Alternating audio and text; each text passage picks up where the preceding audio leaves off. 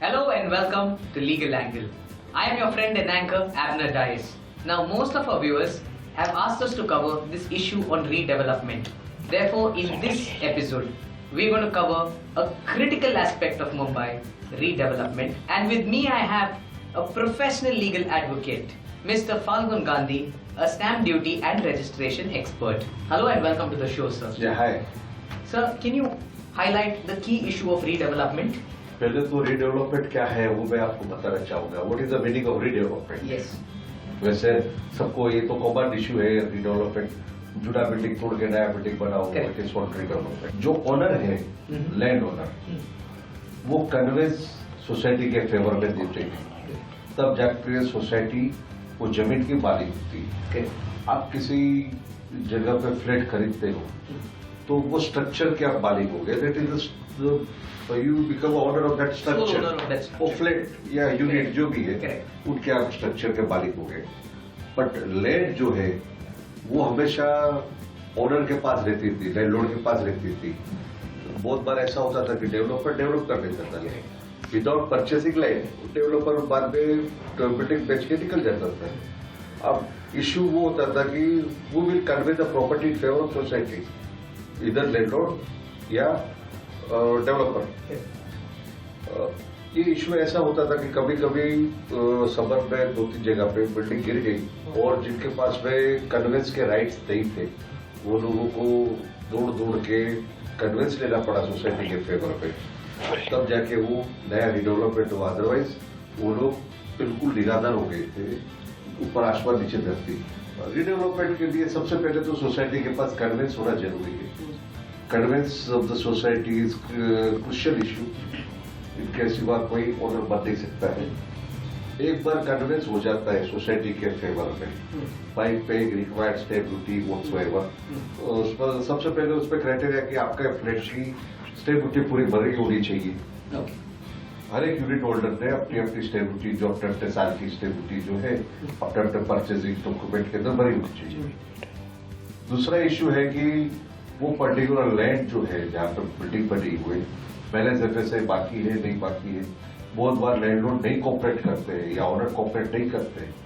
तो 2010 से हमारे वहां पे डिप कन्वेंस का भी नया फैक्टर चालू करवाया है गवर्नमेंट ने, और ऑल ओवर इंडिया में ये डिप कन्वेंस का मैटर चालू है जहां की without the help of landlord और डेवलपर को छोड़ के आप आपके फेवर में कन्वेंस के राइट्स ले सकते हैं.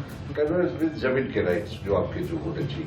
रिडेवलपमेंट में प्रोसीजर ऐसी होती है कि developer tender, society tender issue करती है.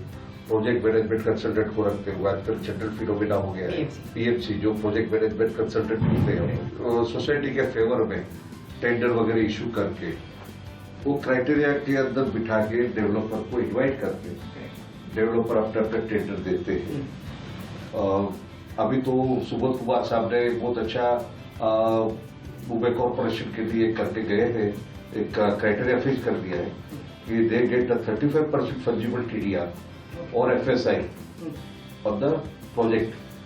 फंजिबल का जो बेनिफिट है वो फ्लैट ओनर को पास होता है. फ्लैट ओनर यहाँ पे एक बड़ा मीनिंग पे लेना है. Unit holder might be office owner, might be shop owners और माइट बी इंडस्ट्रियल यूनिट जो भी है. रिडेवलप के प्रोसेस के अंदर सब स्टैम्प ड्यूटी भरने होने के बाद में डेवलपमेंट एग्रीमेंट रजिस्टर होता है. यहाँ पर सोसाइटी का इश्यू चालू होता है. बहुत बार डेवलपमेंट एग्रीमेंट पे प्रॉपर ड्राफ्टिंग ना होने के कारण कभी कभी बेनिफिट बिल्डर ले जाता है जो नया डेवलपर आता है, और अदरवाइज अगर प्रॉपर ड्राफ्टिंग हुआ है और सोसाइटी भी अगर कोई लीगल एडवोकेट रखते हैं तो दोनों पक्ष में समान अर्थ से बेनिफिट मिलता है. यानी डेवलपर को भी बेनिफिट मिलता है और सोसाइटी और फ्लैट ओनर को भी बेनिफिट. नहीं मिस्टर फाल्गुन, क्या आप ये ड्राफ्टिंग प्रोसेस पे थोड़ा हाईलाइट कर सकते हो, बिकॉज ये ड्राफ्टिंग प्रोसेस हमारे व्यूअर्स को इजीली हेल्प करेगा on how they have to go about. पहले तो व्यूअर्स को ये बताना जरूरी समझता हूँ कि 35% फंजिबल टीडीआर जो मिलती है, जो एफएसआई के रूप में मिलती है, जहाँ पे आपका एक पर्टिकुलर प्लॉट है उसमें डेवलप करते हैं तो it comes to around 2.75% in normal land, जहाँ पे कोई रिजर्वेशन नहीं है और जहाँ पे स्लम प्रॉपर्टी नहीं है। तो अगर 1000 मीटर का प्लॉट है तो बिल्डर उनको 2700 मीटर डेवलप कर सकता है मिनिमम। ये एक normal, otherwise it is very much wide building. उसके अंदर अगर हम लोग कैलकुलेशन करें तो ज्यादा भी हो सकता है, कम भी हो सकता है, but this is the minimum इसके अंदर होता है। तो जब डेवलपमेंट ड्राफ्ट करते हैं ये सब इश्यू पे ज्यादा ध्यान देना चाहिए। डेवलपमेंट प्लान जो रहता है डीपी रिमार्क होते हैं वो सोसाइटी को एक्वायर करना चाहिए पहले। सोसाइटी का जो आर्किटेक्ट है, लीगल आर्किटेक्ट जो रहता है, वो आर्किटेक्ट को सोसाइटी को पोटेंशियलिटी देते हैं कि ये प्लॉट के ऊपर कितना बड़ा बिल्डिंग बन सकता है और डेवलपर क्या है इसके अंदर बेनिफिट ले सकते हैं, सोसाइटी को क्या बेनिफिट है। एज ऑन डेट, आज की तारीख में नॉमिनल कोई भी नया डेवलपर आता है तो फ्लैट ओनर को 20% एक्सेस एरिया देता है एज पर नॉर्मल फंडा। बहुत बार ऐसा हुआ है कि डेवलपर ज्यादा भी पास आउट करता है अगर उसके अंदर पोटेंशियलिटी ज्यादा है। ये सब पहलू डेवलपमेंट एग्रीमेंट के अंदर कवर होना चाहिए। डेवलपर आपको जब वेकेट करवाता है प्रीमाइसेस आपको वेकेट करनी पड़ती है जब रिडेवलप करते हैं, उसके पहले आईओडी की कॉपी आई कि नहीं, आईओडी इंटीमेशन ऑफ डिसअप्रूवल बोलते हैं उनको, के अंदर कंडीशन लिखी रहती है बीएफसी अथॉरिटी ने। यहाँ के अंदर आपको ये प्लॉट के अंदर इतनी कंडीशन, जैसे आजकल बहुत नॉर्मल आपने भी पढ़ा होगा तो आपको फायर ब्रिगेड के लिए जगह छोटा है वहां पे, तो वो 6 मीटर का आपको एक्सेस चाहिए वहां पे around your building, surrounded by building की फायर ब्रिगेड आ सके उसके अंदर। वैसे बहुत से इश्यूज है जहाँ पे एयर एविएशन की परमिशन वहां पे आपको लगती है। What is the role of project management consultancy in the process of redevelopment? बहुत अच्छी बात आपने बताई कि प्रोजेक्ट मैनेजमेंट कंसल्टेंट जो है it is a freelancer, one sort of freelancer वो रहते हैं।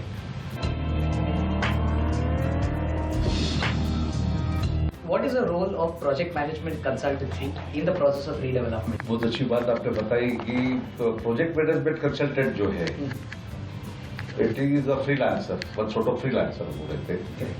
पर्टिकुलर सोसाइटी रिडेवलपमेंट में जब जाती है वहां पे ऐसा होता है कि सोसाइटी के मेंबर्स जो है 99% मेंबर्स के पास पहले तो टाइम नहीं रहता है, समय का अभाव रहता है। और अगर समझो नॉलेजेबल आदमी भी है वहां पे, जैसे आर्किटेक्ट रहा, एडवोकेट रहा, they cannot afford to concentrate on the society matter. Since this is a honorary job, besides there are so many issues, थोड़ी बहुत कंट्रोवर्सी रहती है सोसाइटी के मेंबरों के बीच में, थोड़ी बहुत एबिलिटी रहती है, तो लोग ज्यादा करके वो इश्यू में नहीं जाते। In that place, they appoint a project management consultant called a team. It is a team of persons of different fields. Advocate रहते हैं उसके अंदर आर्किटेक्ट रहते हैं, गवर्नमेंट अप्रूव्ड वैल्यू रहते हैं उसके अंदर, लाइजनिंग पर्सन्स रहते हैं जो लाइजनिंग करते हैं। They work on behalf of the society for the benefit of the society. Normal remuneration वगैरह जो उसका जो आउटगोइंग्स रहते हैं, रेम्यूनरेशन आई कैन नॉट से, बट आउटगोइंग जो रहता है that is approximate 4% of the entire project cost रहता है। बट वो प्रोजेक्ट उसका जो भी फीस वगैरह जो है sometimes developer bear fees, sometimes society bear करती है। बट इन द नटशेल ऐसा है कि project management consultants are must for any society who seeks a redevelopment. Without project management consultant is rather difficult for them. कभी ऐसा हो जाता है कि बिल्डर बेनिफिट ले जाता है उसके अंदर, कभी ऐसा भी हो जाता है कि in absence of specific information झगड़ा हो जाता है, मैटर कोर्ट में जाती है, लिटिगेशन हो जाता है। So I must tell the viewers that we should have a very well experienced project management consultancy team on board when they go for redevelopment. So it takes me to my next question. I think our viewers are wanting to know this. कितने प्रतिशत, how many percentage of people should say yes for a redevelopment to be taken? It is approximately 85% as of date. 85%. Previously it was 75%. Societies जो concern board है उनको depute किया गया है।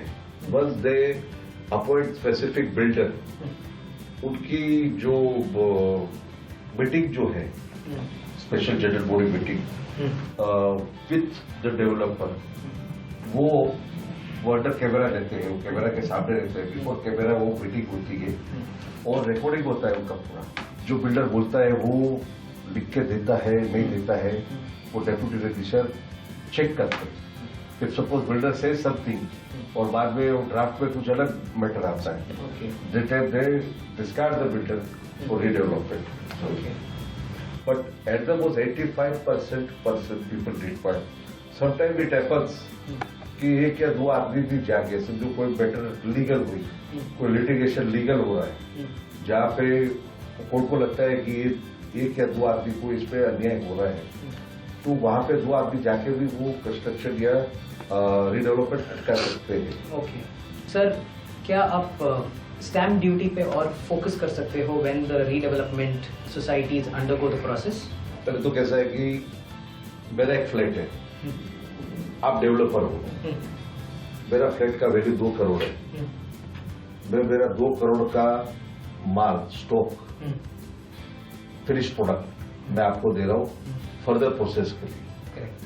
As a developer आप इनके अंदर आपका एफर्ट्स डालेंगे, कंस्ट्रक्शन कॉस्ट डालेंगे, TDR FSI का जो पैसा है वो डालेंगे, जो आउटगोइंग खर्चा है वो डालेंगे, जैसे रेंट हुआ, जैसे हमारा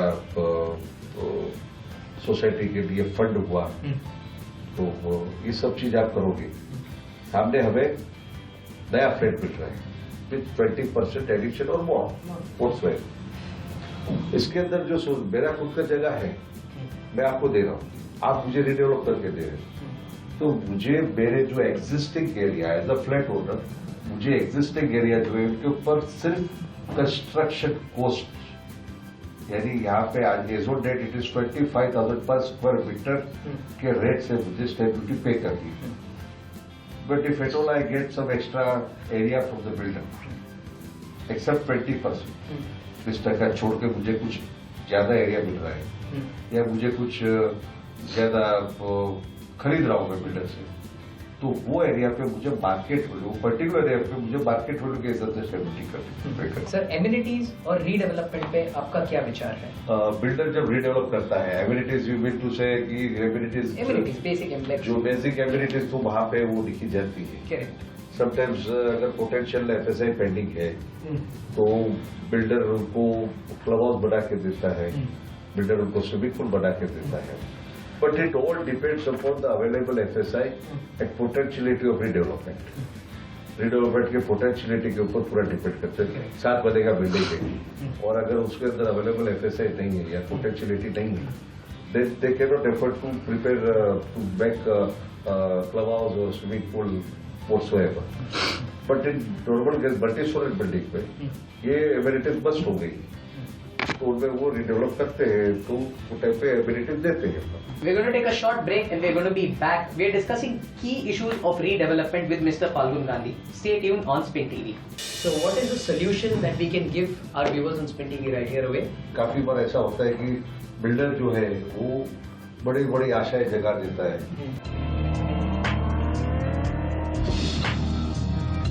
Many a times the society members select the panel of a developer and then the developer comes on board, gives high hopes and big dreams. It is at that time that he even takes them to guarantee the IOD, also pays them and even goes further to a next step of demolishing the building. Well sir, after that nothing happens. So what is the solution that we can give our viewers on Spin TV right here away? आपका सवाल और आपका कहने का मतलब ये हुआ कि एक बिल्डर डेवलपमेंट एग्रीमेंट करता है। करेक्ट। डेवलपमेंट एग्रीमेंट के अंदर सब होप्स दिखाते हैं। होप्स दिखाते हैं। Even takes in the process of IOD। Building बनाने के लिए हम इतना एरिया बढ़ा के देंगे। करेक्ट। बहुत से पेपर्स को हाथ पे रख लेता है। करेक्ट। और डिमोलिशन के बाद में वो टर्नअप नहीं होता है। एब्सोल्युटली। बाड़ा वगैरह ये सब चीज बहुत सुनने को आई है और बहुत कुछ देखी हुई भी है। काफी समय और काफी बार ऐसा होता है कि बिल्डर जो है वो बड़ी बड़ी आशाएं जगा देता है, सुहाने सपने दिखाता है। जैसे नॉर्मल होता है, बहुत साल पहले घरोदा पिक्चर बनी थी जहाँ पे बिल्डर बहुत कुछ सपने दिखा के बाद में कुछ नहीं करता है, पीपल फील चीटेड। फिर ये अलग बात हो गई। यहाँ पे आपके पास में जब डॉक्यूमेंट एक रजिस्टर होता है, there is a value of registered document by both the parties. Why we go for registration? We are registering development agreement for what? First करो कि वो पर्टिकुलर टाइम पीरियड नहीं लिखा है। अब लोग डॉक्यूमेंट के अंदर बहुत बार लैप्स हो जाता है और बहुत बार लिखा होता है कि builder will complete this project with in a period of 24 months, 26 months, certain period time limit, ये सब देते हैं। बीच में ऐसा हो गया था कॉरिडोर टीडीआर की वजह से लीगल एस्पेक्ट से वो लोग अटक गए थे।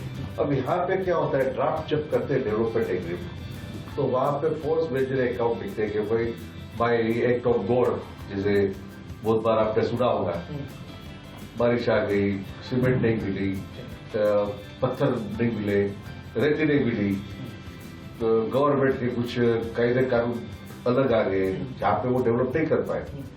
बट लिविंग दिस फैक्टर्स, ये सब चीज छोड़ते हुए बहुत से डेवलपर क्या करते हैं, they create rights of development of particular society. They give assurance, they give lots of hopes, अब ये देंगे वो देंगे, सोसाइटी को ल्यूड कर देते थे। सोसाइटी को वो बोलते थे कि उनको इतना लालच दे के बांध लेते हैं सोसाइटी को कि उनको लगता है कि ये डेवलपर हमारा भगवान है। After demolition of old structure जब आईओडी आती है तो उनको आईओडी का पहला कंडीशन रहता है you have to demolish structure and then you apply for CC. Demolish करके सबको स्कैटर कर देता है, एक यहाँ गया एक वहां गया, वहां पे यूनिटी आपकी रहती नहीं है। अब यहाँ पे जो बिल्डर का रोल है वो अदा होता है। बहुत बार ऐसा सुनने में आया है कि बिल्डर 50% या 25% जो स्टॉक रहता है, जो सेलेबल एरिया रहता है, वो भी बेच देता है, वो भी पैसे जमा कर देता है। In this case I suggest all my viewers and including court के you have a legal remedy with in you, you should move court, you should move forward with by giving proper notions of the proper series of the circumstances of the things what have done by the builder।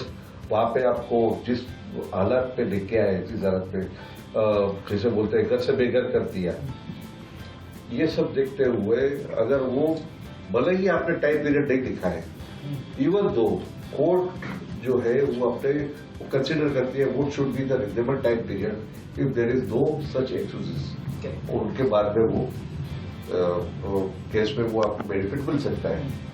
Builder NOC मांगता है कभी कभी, builder बोलता है कि अगर नया developer चाहिए तो आई रिक्वायर एनओसी, जो एक्यूमुलेटेड प्रॉफिट है वो करके वो निकल जाते हैं। तो मैं सोसाइटी से भी ये दरख्वास्त करना चाहता हूँ कि कन्वेंस जो है वो आप खुद अपना कन्वेंस लें, don't depend upon any developer. बहुत बार ऐसा होता है कोई डेवलपर ऐसी लालच देता है, conveyance is very hidden issue, सब लोगों को मालूम नहीं है सब चीज। कन्वेंस जो लेना है तो पोस्ट टू पिलर जाना भी पड़ता है, you have to move to lawyers, solicitors, drafting के लिए। यहाँ पे बिल्डर आता है, डेवलपर आता है, रीडेवलपमेंट पुराना बिल्डिंग हो गया है, समझो डेवलपर आता है, बोलता है आपका कन्वेंस भी मैं दिला दूंगा, आपको भी बिल्डिंग भी बना के देता हूँ, सब चीज मैं करूंगा, यूरेस रेशो। वो टाइम पे बेचारे जो सोसाइटी के मेंबर्स हैं वो एक बार वो बातों पे आ जाते हैं और उसके बाद में उनका गेम प्लान चालू होता है। बहुत बार ऐसा हुआ है कि पर्टिकुलर परसेंटेज लेके भी उन्होंने डेवलपमेंट का काम नहीं किया है। काफी सारी बिल्डिंग की है, काफी सारे लिटिगेशन भी गई है, लेकिन अनफॉर्चुनेटली जो आदमी सालों निकल जाते हैं इसके अंदर, जो आदमी वो सोच के बैठा है कि मैं यहाँ पे बड़े फ्लैट पे रहने जाऊंगा, तो सपना देखते हुए ही ऊपर चला जाता है। so much of hard earned money is ये रेमेडी के अंदर you have to move court, there are so many laws applicable to this. Sometimes fraud cases में भी उनको ले सकते हैं, समटाइम्स हाई कोर्ट ज्यूरिडिक्शन जो है, अगर केसेस परफेक्ट है तो बिल्डर को डिमांड कर देते हैं। पहली बात तो ये समझ लीजिए आपकी society is the owner of the property, society मालिक है, developer are the licensee, they are work as a license, they are coming for specific project, उसको डेवलप करने का अधिकार दिया है, you give them license to enter the premises and develop the building, that's all. लेकिन बहुत बार ऐसा हो जाता है कि डॉक्यूमेंट के ड्राफ्टिंग के अंदर, लीगलिटी के अंदर लोग वो बचड़े में न पड़ते हुए वो कूद जाते हैं और यहाँ पे वो बेनिफिट हो जाता है। When the landlord develops a land, tenant को क्या प्रॉफिट होता है सर? बहुत बार अभी तो बहुत पगड़ी सिस्टम बहुत कम हो गई यहाँ पे। साउथ मुंबई में अभी भी पगड़ी की जगह बहुत है। और पगड़ी की जगह में क्या होता है कि landlord is owner sole of the land as well as the structure and tenant are you know तो परपेचुअल टेनेंट बोलते हैं, यानी जिनका कोई अंत नहीं है वैसा टेनेंट है वो। जब तक वो जो जिंदा है तब तक वहां रह सकता है। जो टेनेंट अपना जो जगह बिल्डर जो प्री डेवलप करता है तो सबसे पहले टेनेंट को ये फायदा है कि वो ओनर हो जाता है, owner of the property. It is a forms legal implication on the part of the developer landlord कि वो टेनेंट को पहले ओनर बनाएगा।